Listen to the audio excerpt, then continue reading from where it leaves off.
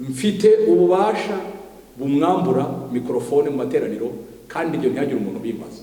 Hanyuma rero abavuga yuko Pastor Masumbuko tuba dufite ibyacu babiri interne by'imbere, nta n'icyaha nakoze kumubwira ngo nabwirize, nta cyaha nakoze.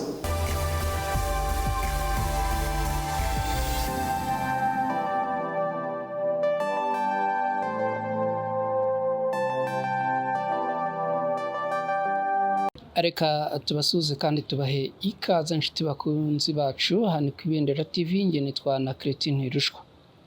Ku itariki 17 z'ukwezi kwa kane mu mwaka w'2022 nibwo inkuru yacicikanye hirya no hino ivuga ko Pastor Masumbuko wigeze kuba umuntu wubashywe muri Adepr yasohowe bisuzuguritse mu rusengero rwa Adepr i Remera mu mujyi wa Kigali, aho yagombaga kubwiriza uwo munsi. Ibi byabaye kuwa gatandatu tariki ya 16 z'ukwezi kwa kane mu mwaka w'2022 kuri Adepr paruwasi ya Remera, ubwo habaga igitaramo cyo kwizihiza Pasika cyateguwe na korali Amahoro yaho i Remera. Bamwe mu bakristo bakaba baranenze iki gikorwa bise icy'ubugome n'itesha agaciro ku itorero cyakozwe n'ubuyobozi bwa Adepr. Ubu rero uyu munsi turi kumwe na Pastor Gatanazi, akaba ari nawe wivugira ko yabujije Pastor Masumbuko kubwiriza, ndetse akaba ari nawe wamusohoye mu rusengero. Reka ariko mbere gato yuko tuza twakira uyu Pastor Gatanazi tukanagirana ikiganiro, tubanze tubabwire gato Pastor Masumbuko bivugwa ko yasohowe ashimuswe, ubundi ni mu ntoki. Pastor Masumbuko Josue niyo mazina ye. Yabaye umunyamabanga mukuru wa Adepr, aba umushumba wa Adepr akarere ka Rubavu, aba umushumba wa Adepr akarere ka Kicukiro, aba umushumba wa Adepr akarere ka Nyarugenge. Aha akaba ari naho yahuriye na Pastor Gatanazi. Uyu Gatanazi akaba yari pastor usanzwe i Nyarugenge ayoborwa na Pastor Masumbuko. Reka noneho ubwo tumaze kubanyuriramo gatoya uwo Pastor Masumbuko ari we, twakire uyu Pastor Gatanazi aratangira atwibwira maze atubwire iby'iyi nkuru yasakaye hirya no hino. Nitwa Juste Gatanazi, ndi umushumba wa paruwase Adepr Remera ndetse n'itorero rya Remera, ariho ahangaha turi.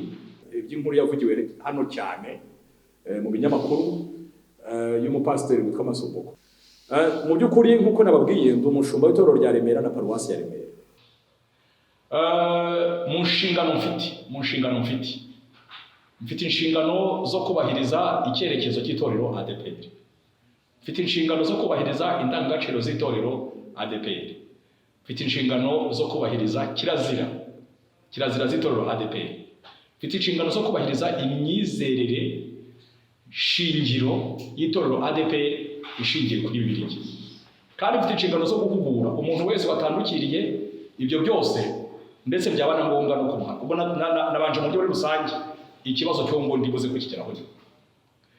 Mfite ububasha rero n'uburenganzira mpabwa n'itorero Adepr, ariko ndetse mpabwa n'Imana. Uretse no kuba umuntu yageze mu iteraniro, umuntu aramutse ahagaze imbere y'iteraniro agatangira kuvuga ibintu binyuranye n'ukuri kwa Bibiliya, agatangira kuvuga ibintu binyuranye n'imyizerere shingiro y'itorero Adepr, agatangira kuvuga ibintu binyuranye n'icyerekezo cy'itorero Adepr, mfite ububasha bumwambura mikrofone mu materaniro kandi ibyo ntihagire umuntu bibaza. Ahubwo nabibazwa mu gihe ntabikoze. Ibyo nshobora kubibazwa ntabikoze, nibwo nshobora kubibazwa, ariko kubikora ni inshingano zanjye ndetse n'itegeko. Hanyuma rero abavuga yuko Pastor Masumbuko yashimuswe, ntabwo yashimuswe. Hari igiterane, Pastor Masumbuko aza mu giterane, hari gahunda yuko ari bwigisha ukuri tukuvugi, hari gahunda yuko ari bwigisha. haboneka impamvu ituma ari bw'iki. Ibyo birasanzwe muri Adepr yose, birasanzwe ni Remera, birasanzwe ni Nyarugenge aho nakoreye ni Nyarugenge, naho birasanzwe si ubwa mbere. Ahubwo njye nibajije impamvu birabyasakuje, nibajije impamvu kuko namaze imyaka myinshi nyoboye Nyarugenge, twabikoraga kenshi. Hari impamvu zibaho zitandukanye zituma umuntu aza mu rusengero. Nanjye nahinduwe kenshi, njye ubwanjye nahinduwe kenshi, nkajya mu iteraniro nari kubwiriza bakambwira ngo kubera impamvu iyi ngiyi ntabwo uri bubwirize, harabwirizwa uyu nguyu, nkabyakira neza, nkaterana nkataha mu mahoro. Abantu basengera muri Adepr ibyo ngibyo barabizi, ibyo ntibihinduka intambara. Ku bwanjye ko nibaza impamvu biriya bintu byahindutse intambara bikanyobera. Byo yaje mu iteraniro, hari gahunda y'uko ari bubwiriza, gahunda zirahinduka kandi izo gahunda n'igihe uzishinzwe.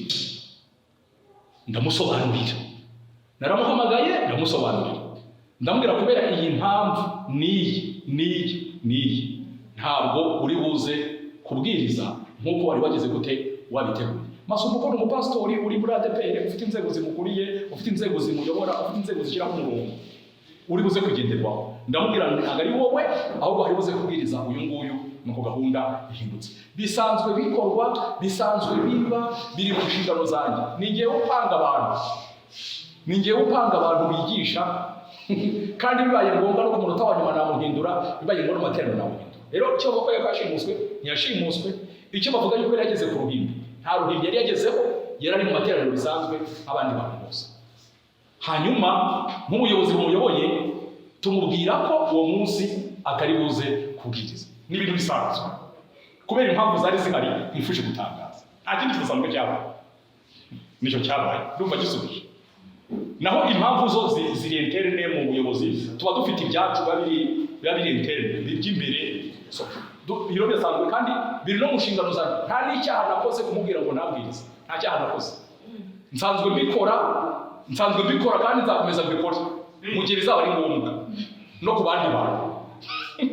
Yawe ni moto bikora. Rero murakoze. Impamvu ziri interne ni z'ubuyobozi. N'amabanga y'ubuyobozi kandi amabanga baho. Ariko biri mu nshingano zanjye, biri no mu bubasha bwanjye.